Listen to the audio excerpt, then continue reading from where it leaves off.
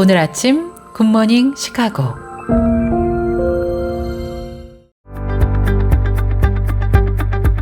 청취자 여러분 안녕하세요. 11월 14일 목요일 굿모닝 시카고 데일리 뉴스 시작합니다.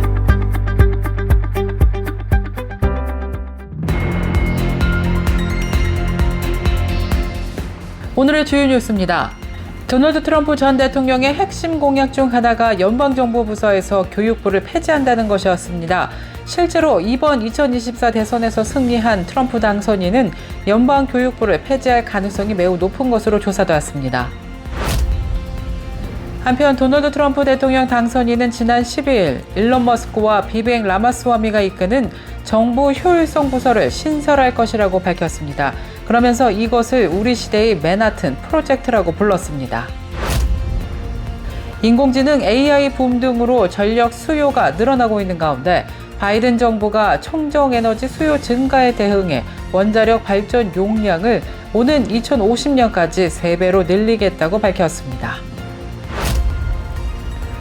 올해의 마지막인 12월의 영주권 문호에서는 가족 이민과 취업 이민에서 단 하루도 진전되지 못하고 전멸, 동결된 것으로 나타났습니다. 그린카드를 승인받는 최종 승인일이나 접수할 수 있는 접수 가능일마저 전달과 똑같게 제자리 걸음하고 있는 것으로 조사되었습니다. CJ 대한통운이 조지아주 게인스빌에 콜드체인 기능을 갖춘 물류센터를 열었다고 밝혔습니다. 센터는 7,500평 규모의 복합 물류센터로 약 90% 공간은 냉장, 냉동 제품을 위한 콜드체인 물류를, 나머지는 상온 물류를 각각 맡게 된다고 밝혔습니다. 올해 두 번째로 일리노이 대학교 병원의 수백 명의 간호사가 새로운 계약에 대한 몇 달간의 교착 상태 속에서 전격 파업에 돌입했습니다. 시애틀에 본사를 둔 전자상거래 업체 아마존이 무서운 속도로 미국 시장에 파고드는 중국 온라인 쇼핑점인 테무와 쉬인을 겨냥해서 초저가 상품을 판매하는 웹스토어를 오픈했습니다. 네이버빌의 한 한인교회가 교회 자산 소유권 문제로 소송을 진행한 결과 연합감리교단으로부터 탈퇴하기 위해 140만 달러 이상의 금액을 지불하기로 합의한 것으로 조사되었습니다. 10계명이 새겨진 가장 오래된 석판이 경매에 나온다고 CNN 방송이 지난 13일 전했습니다. 보도에 따르면 경매업체인 소더비는 다음 달 18일 뉴욕에서 1500년 전 로마 비잔틴 시대에 제작된 10계명 석판에 대한 경매를 실시한다고 밝혔습니다. 이상 오늘의 주요 뉴스입니다. 첫 소식입니다. 도널드 트럼프 공화당 대선 후보의 핵심 공약 중 하나가 연방정부 부서에서 교육부를 폐지한다는 것이었습니다. 실제로 이번 대선에서 승리한 트럼프 당선인은 연방교육부를 폐지할 가능성이 매우 높은 것으로 분석되고 있습니다. 인터넷 매체 악시오스는 트럼프 당선인이 캠페인 과정에서 연방교육부를 해체하겠다고 거듭 약속했다면서 만약 실제로 현실화된다면 미국 전역의 학습 구조를 근본적으로 변화시킬 수 있는 조치라고 분석해왔습니다. 연방교육부는 전국의 학생들에게 교육의 접근성과 질을 보다 공평하게 제공하는 중요한 역할을 하고 있습니다. 한편 도널드 트럼프 대통령 당선인은 지난 12일 일론 머스크와 비백 라마스와미가 이끄는 정부 효율성 부서를 신설할 것이라고 밝히며 이것을 우리 시대의 맨하튼 프로젝트라고 불렀습니다. 맨하튼 프로젝트는 제2차 세계대전 때 미국과 유럽 등 과학자들이 참여했던 인류 최초로 원자폭탄을 만들어내기 위한 연구의 암호명입니다. 트럼프 당선인이 연방정부의 비대해진 부서를 대폭 축소하고 새로운 효율성을 만들어내는 대대적인 변화를 테슬라 최고 경영자와 전 제약업계 임원에게 맡긴 것입니다. 머스크는 성명에서 이로 인해 시스템 전체에 충격이 가해질 것이며 정부 낭비에 연루된 많은 사람들에게 경각심을 불러일으킬 것이라고 말했습니다. 인공지능 AI 붐 등으로 인해서 전력 수요가 늘어나고 있는 가운데 바이든 정부가 청정에너지 수요 증가에 대응해 원자력 발전 용량을 2050년까지 3배로 늘리겠다는 계획을 발표했습니다. 지난 12일 블룸버그 통신에 따르면 바이든 정부는 신규 원전 건설과 원전 재가동, 기존 시설 업그레이드 등을 통해서 지난해 100.6GW 수준인 원전 발전 용량을 2050년까지 300GW 수준으로 만들겠다는 로드맵을 제시했습니다. 단기적으로는 향후 10년간 35GW 정도의 신규 원전 가동을 목표로 하고 있는데요. 백악관 관계자는 바이든 정부에서 숙련 인력 부족 등 원전 산업 발전 장애 요인에 대해서 대처해 왔다면서 청정 전력 원인 원전의 큰 발전을 가로막는 걸림돌들을 많이 제거해 왔다고 밝혔습니다. 올해의 마지막인 12월의 영주권 문호에서는 가족 이민과 취업 이민에서 단 하루도 진전되지 않은 것으로 나타났습니다. 그린카드를 승인받는 최종 승인일이나 접수할 수 있는 접수 가능일마저 전달과 똑같게 제자리 걸음인 것으로 나타났습니다.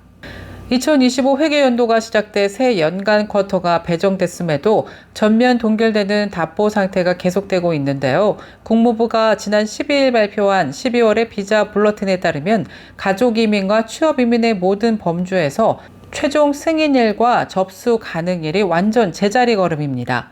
취업 이민에서 박사급이 신청하는 1순위의 승인일과 접수 가능일은 연속 오픈됐고요. 그러나 석사 이상 고학력자들이 신청하는 취업 이민 2순위의 최종 승인일은 2023년 3월 15일, 접수 가능일은 2023년 8월 1일에서 동결됐습니다. CJ 대한통운이 조지아주 게인스빌에 콜드체인 냉장 물류 기능을 갖춘 물류센터를 열었습니다. 센터는 7,500평 규모의 복합 물류센터로 약 90%의 공간은 냉장, 냉동 제품을 위한 콜드체인 물류를, 나머지는 상온 물류를 각각 맡게 됩니다.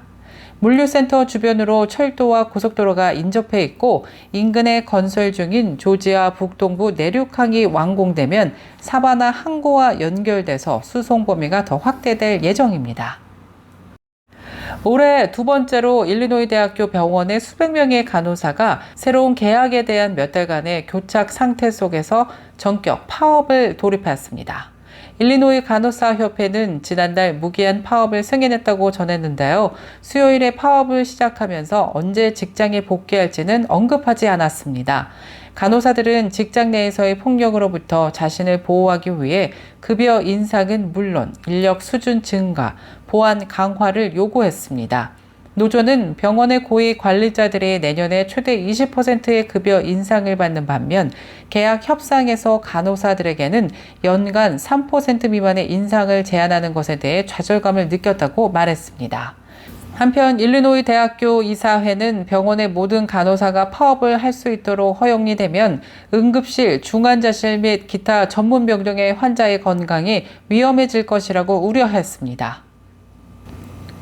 시애틀에 본사를 둔 전자상거래 업체 아마존이 무서운 속도로 미국 시장에 파고드는 중국 온라인 쇼핑점인 테무와 쉬인을 겨냥해서 초저가 상품을 판매하는 웹스토어를 오픈한다고 밝혔습니다. MBC에 따르면 아마존 홀로 명명된 새로운 웹스토어는 의류와 가정용품, 전자제품 및 기타 품목 등을 $20 이하에 판매하는 초저가 매장입니다. 이 매장은 아마존의 모바일 앱을 통해 접속할 수 있으며 수많은 상품들을 파격적인 저렴한 가격으로 판매한다고 합니다. 계속해서 교계 소식이 이어집니다.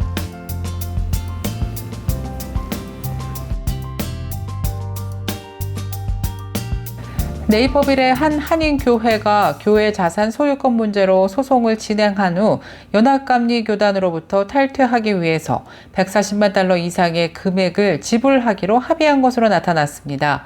크리스천 포스트에 따르면 지난달 네이버빌 한인연합감리교회는 UMC 교단을 탈퇴하기로 북일리노이 연회와 합의했습니다.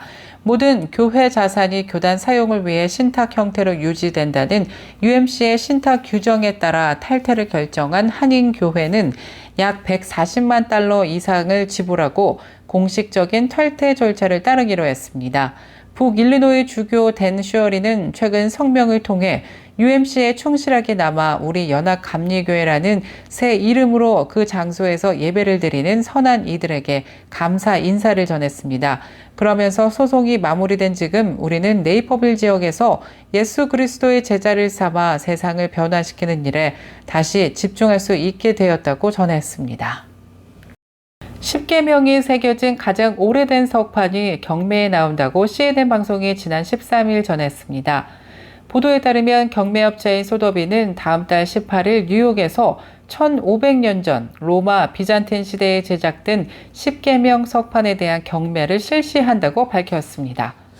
이 석판은 발견 직후에는 역사적 가치를 인정받지 못해 수십 년간 도로석으로 사용됐습니다. 그리고 1943년에 석판의 가치를 알아본 한 학자의 손에 넘어갔다가 경매에 나온 것인데요. 석판에는 현재 히브리어로 된 출애굽기의 10계명 중 9계명만이 남아있는 것으로 나타났습니다.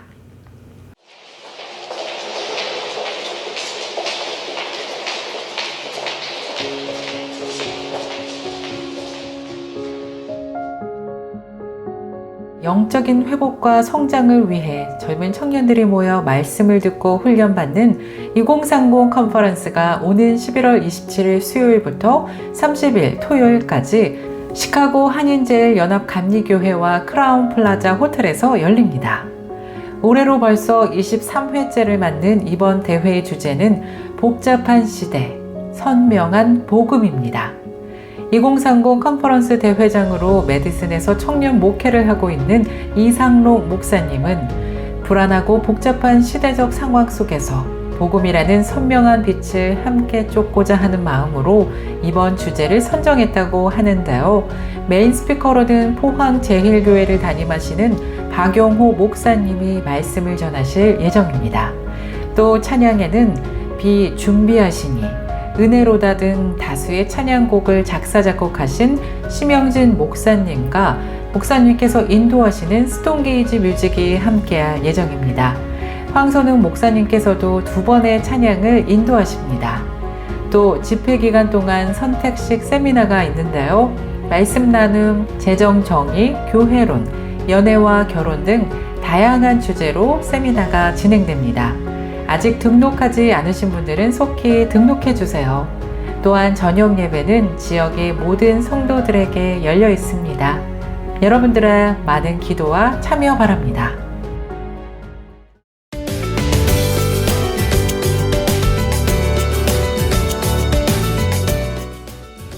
KCBS 날씨 정보입니다. 목요일인 오늘은 하루 종일 구름 끼고 흐린 날씨 계속되겠습니다. 낮 최고 기온 56도, 밤 최저 기온 46도 예상됩니다. 15일은 금요일에는 오전 중에는 구름 끼고 흐리다가 낮부터는 차차 개겠습니다. 낮 최고 기온 54도, 밤 최저 기온 45도 예상됩니다. 날씨였습니다.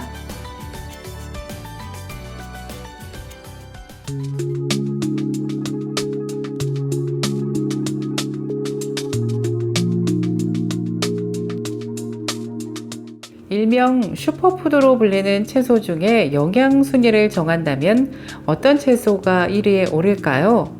질병통제예방센터가 선정한 1위는요, 바로 워터크레스 야채였습니다. 한국에서는 물냉이라고 부르는데 우리가 아는 냉이와는 다른 식물이죠. 원산지가 유럽인데요. 물냉이는 영양소가 높은 채소로 유명한 시금치 케일을 제치고 1위를 차지했습니다. 특히 채소 중에 유일하게 100점을 받았다고 하는데요.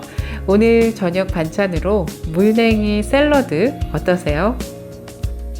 굿모닝 시카고 오늘 뉴스를 마치겠습니다. 지금까지 진행의 아나운서 유정임이었고요. 저는 내일 이 시간에 더 풍성한 소식으로 다시 찾아뵙겠습니다. 하나님의 은혜가 넘쳐 흐르는 기분 좋은 하루 보내시길 바라겠습니다. 청취해주신 여러분 고맙습니다. 굿모닝 시카고 뉴스는 삶을 마무리하는 순간을 여러분과 함께합니다. 가장 저렴한 비용과 신뢰를 바탕으로 정성을 다하는 줄리심 장의사, 최신 학문과 기술 연마를 통해 최상의 치료로 보답하는 김광수 치과, 모든 보험을 원스톱으로 해결해 드립니다. 한인사회를 위한 박상화 종합보험, 최고의 상품으로 소비자의 행복을 책임지는 영신건강 제공으로 함께합니다.